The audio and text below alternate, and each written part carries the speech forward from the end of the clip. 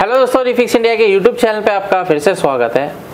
तो दोस्तों आज हमारा जो है नया बैच स्टार्ट हुआ है और अभी हमारे सारे मेंबर आ चुके हैं और अभी हमारा जो बैच है पूरा फुल हो चुका है। तो इस बैच में हम पहली वीडियो बना रहे हैं, शायद पहली बना रहे हैं, दूसरी बना रहे हैं, सेकंड बना रहे हैं। तो अभी क्या है कि हमारे पास एक पैनल है जो कि सैमसंग कंपनी का है और इसके अंदर प्रॉब्लम है, नो पिक्चर कंडीशन में है। ये बेसिकली सेट ये हमारा जो है लोकल कंपनी का है और इसके अंदर सैमसंग सिंगल कॉफ का पैनल लगा हुआ है और इसके अंदर ज़्यादा गेट लाइन शॉर्टिंग की वजह से प्रॉब्लम आती है। तो अभी हमारे पास ये नो पिक्चर कंडीशन में आया है, तो देखते हैं किस तरीके से हम इसको रिपेयर करते हैं। क्या इसके अंदर शॉर्टिंग है या फिर कुछ और प्रॉब्लम है, तो हमारे को चेक करने के बाद ही पता लगेगा। तो चलिए स्टार्ट करते हैं। सबसे पहले मैं इसको ऑन करके आपको दिखा देता हूँ क्या कंडीशन इसकी है। अभी ये सेट ऑन कंडीशन में है, ये मैं प्रॉपर ऑन करके यहाँ पे आपको दिखा देता हूँ। यहाँ पे देख सकते हैं इंडिकेटर इसका आ गया है और इंडिकेटर आने के बाद क्या है, हमारा सेट ऑन हो जाता है। तो यहाँ पे अगर आप देखेंगे तो अभी हमारा सेट दोबारा से, ये देखिए, ये नो पिक्चर कंडीशन में। तो दोस्तों पैनल के अंदर अगर नो पिक्चर की कंडीशन आती है तो किस तरीके से हमारे को रिपेयर करना है, तो आप इस वीडियो को लास्ट तक ज़रूर देखें। तो अभी क्या है कि सेट को हम ऑन करके सबसे पहले हम इसकी सारी बेसिक रिक्वायरमेंट वोल्टेज चेक करेंगे। जैसे कि यहाँ पे अगर आप देखते हैं मल्टीमीटर को मैंने DC वोल्ट की रेंज पे सेट किया है और DC वोल्ट की रेंज पे सेट करने के बाद अगर हम इसके अंदर सभी वोल्टेज को चेक करते हैं तो जैसे कि आप यहाँ पे देखेंगे जो 12 वोल्ट की सप्लाई है वो हमारे को बिल्कुल परफेक्ट तरीके से मिलनी चाहिए। तो यहाँ पे आप ये देखेंगे जो 12 वोल्ट है जो कि मदरबोर्ड से हमारा परफेक्ट कंडीशन में आ रहा है और ये 12 वोल्ट बिल्कुल स्टेबल है। और ये जो 12 वोल्ट की सप्लाई है दोस्तों हमारी DC टू DC IC में जाती है। तो यहाँ पे आप ये देख सकते हैं DC टू DC IC और इसके अंदर लेवल शिफ्टर IC इसके अंदर ही कंबाइंड है जो कि हमारी गेट लाइन को जनरेट करने का काम करती है, यानी ये CKV ट्रैक को जनरेट करती है हमारी DC टू DC IC के अंदर लगी लेवल शिफ्टर IC। तो अभी क्या है, जब इसके अंदर वोल्टेज जब चली जाती है तो ये अलग अलग वोल्टेज को बनाना स्टार्ट करती है। जैसे पहली वोल्टेज जो हमारी बनाती है 3.3 वोल्ट की सप्लाई जो बनती है, तो देखते हैं हमारा जो 3.3 वोल्ट है वो कहाँ पे बन रहा है। तो यहाँ पे अगर आप देख सकते हैं इसका जो 3.3 वोल्ट है, यानी कि हमारी जो प्राइमरी वोल्टेज है वो बिल्कुल परफेक्ट है 3.3 वोल्ट। और अगर हम यहाँ पे देखते हैं तो इसका 1.8 वोल्ट भी हमारा ओके है, यानी कि ये हमारा जो पैनल है बिल्कुल परफेक्ट तरीके से काम कर रहा है, यानी कि इसके अंदर जो प्राइमरी वोल्टेज है वो ओके बन रही है। लेकिन अभी क्या है कि हमारे को इसके अंदर सेकेंडरी वोल्टेज भी चेक करनी होती है। तो सेकेंडरी में हमारी जो वोल्टेज बनेगी बूस्ट वोल्टेज जो बनती है जिसको हम बोलते हैं AVDD वोल्टेज। तो AVDD अगर हम वोल्टेज चेक करते हैं तो हमारे को यहाँ पे कुछ भी नहीं मिल रहा है। यहाँ पे अगर आप देखेंगे तो AVDD कोई वोल्टेज नहीं है। सेट को ऑन कर लेते हैं। कई बार सेट हमारा बार बार ऑफ हो रहा है क्योंकि यहाँ पे जो है लूज कनेक्शन है पावर का। तो अभी क्या है, सेट अभी मेरा ऑन हो चुका है और मैं यहाँ पे अगर वोल्टेज चेक कर रहा हूँ तो मुझे यहाँ पे कोई भी वोल्टेज देखने को नहीं मिल रहा, जबकि यहाँ पे मुझे AVDD यहाँ पे आप ये देख सकते हैं 15 वोल्ट इसका ऑलरेडी मेंशन है जो कि PCB के ऊपर मेंशन होता है। तो यहाँ पे आप ये देखेंगे 15 वोल्ट की जो यहाँ पे जो कंपनी ने दे रखा है ऑलरेडी, तो 15 वोल्ट की सप्लाई दोस्तों यहाँ पे बिल्कुल भी नहीं बन रही है। और जब तक हमारा AVDD वोल्टेज नहीं बनेगा तब तक हमारा VGH और VGL बिल्कुल नहीं बनेगा। तो आप VGH भी देख सकते हैं, यहाँ पे कोई वोल्टेज नहीं है। तो अभी क्या है, फ़िलहाल हमारे को ये चीज़ चेक करनी है कि हमारे जो पैनल के अंदर क्या है, गेट लाइन शॉर्ट है या फिर पैनल के अंदर PCB में दिक्कत है या DC टू DC IC में दिक्कत है। तो किस तरीके से हमारे को ये चीज़ कंफर्म होगी। तो सबसे पहले हम यहाँ पे क्या है AVDD पॉइंट पर जो है मल्टीमीटर को लगा के रखते हैं और चेक करते हैं कि हमारे पैनल की क्या कंडीशन है, पैनल हमारे जो वोल्टेज है वो बूस्ट करता है या नहीं करता। तो अगर आप मल्टीमीटर पर नज़र रखते हैं, जैसे ही हमारा सेट ऑन होता है तो हमारा जो 20 मिली वोल्ट है वो बिल्कुल क्या रहता है, फिक्स रहता है, स्टेबल रहता है, यानी कि यहाँ पे जो वोल्टेज है वो आके जानी चाहिए। अगर वो वोल्टेज आगे जा रही है तो इसका मतलब क्या है, आगे सर्किट में शॉर्टिंग है, यानी कि DC to DC circuit working में है।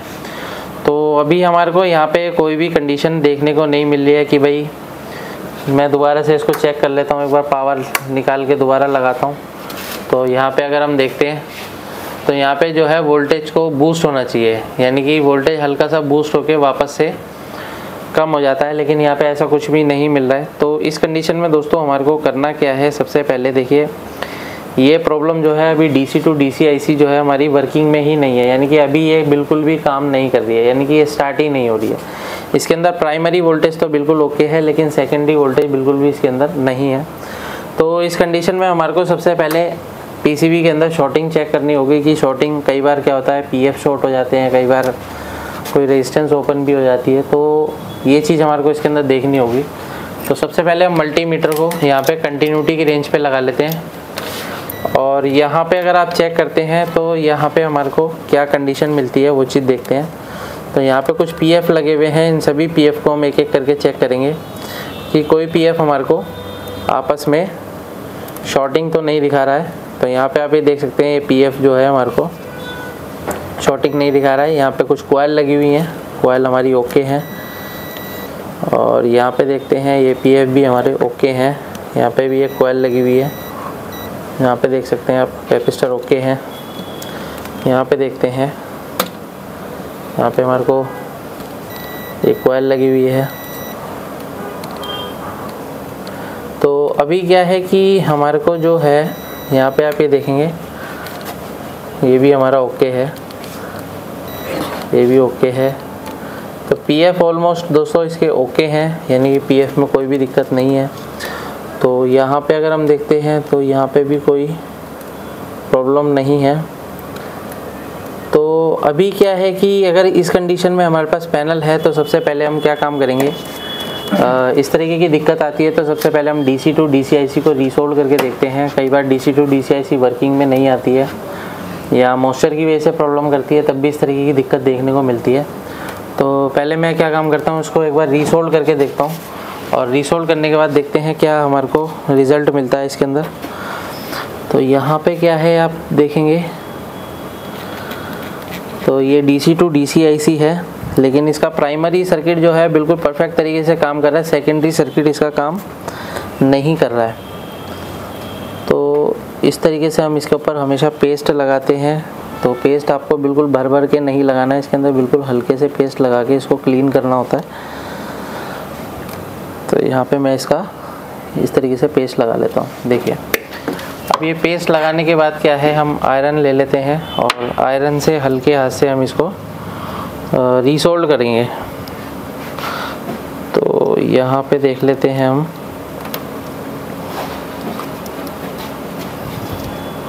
यहाँ पे हम थोड़ा सा सोल्डर ले लेते हैं और इसको हम क्या है इस तरीके से सोल्डिंग करते हैं इसकी।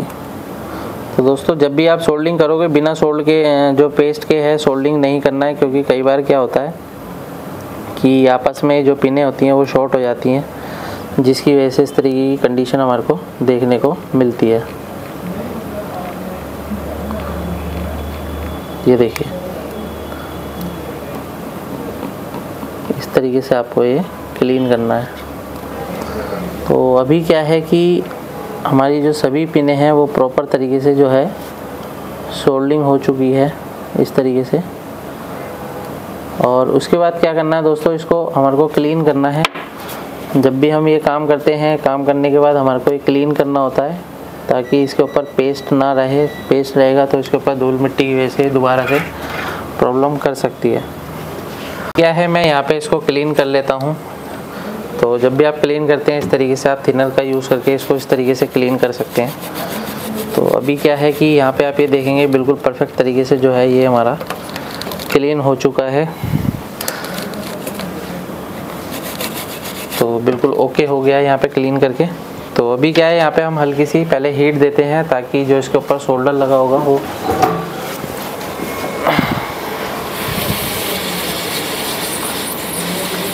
तो ऑलमोस्ट हमारा एक क्लीन हो चुका है। तो दोबारा से अगर हम सप्लाई लगा के देखते हैं हमारी जो सप्लाई है वो बनती है या नहीं बनती है, किस कंडीशन में रहता है पैनल। तो देखते हैं सेट हमारा ऑन हो गया है और यहाँ पे अगर हम देखते हैं तो यहाँ पे सबसे पहले AVDD वोल्टेज चेक करते हैं। तो AVDD वोल्टेज देखते हैं तो सेम कंडीशन में हमारा पैनल है इस टाइम।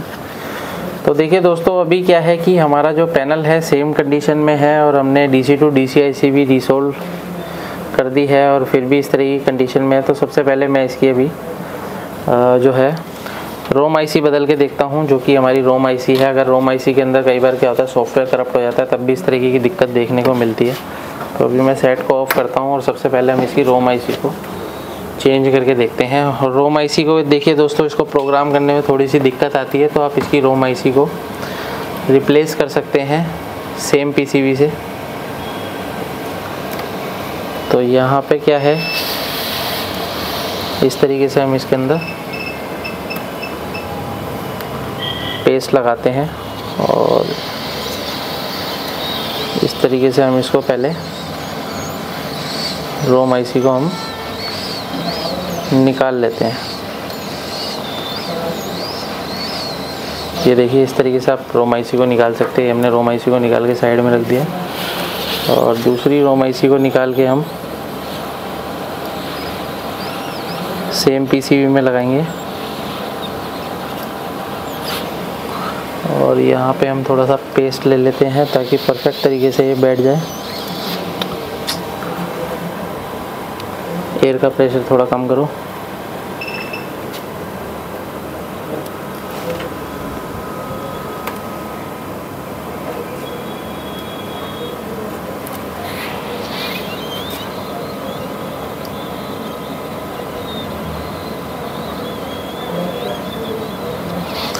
तो इस तरीके से क्या है, जब भी आप छोटी आईसी को निकाल के लगाते हैं थोड़ा इत्मीनान से निकालना पड़ता है, क्योंकि ये आईसी छोटी सी है और अगर ये खो जाती है तो कई बार प्रॉब्लम भी हो जाती है, क्योंकि थोड़ा मिलना मुश्किल होती है।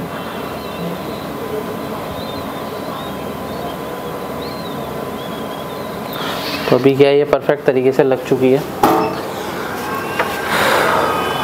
और जब भी हम कोई भी आईसी को लगाते हैं तो एक बार हम इसको सोल्डरिंग ज़रूर कर लेंगे। तो इस तरीके से मैं इसको सोल्डरिंग कर लेता हूँ।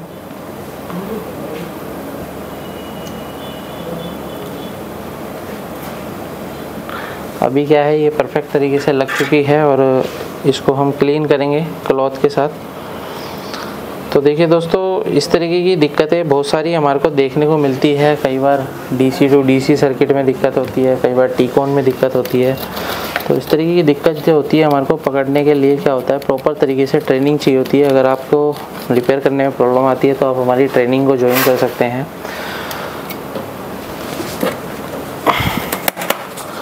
अभी क्या है, दोबारा से हम सप्लाई लगा के देखते हैं क्या कंडीशन हमारे पैनल की बनती है।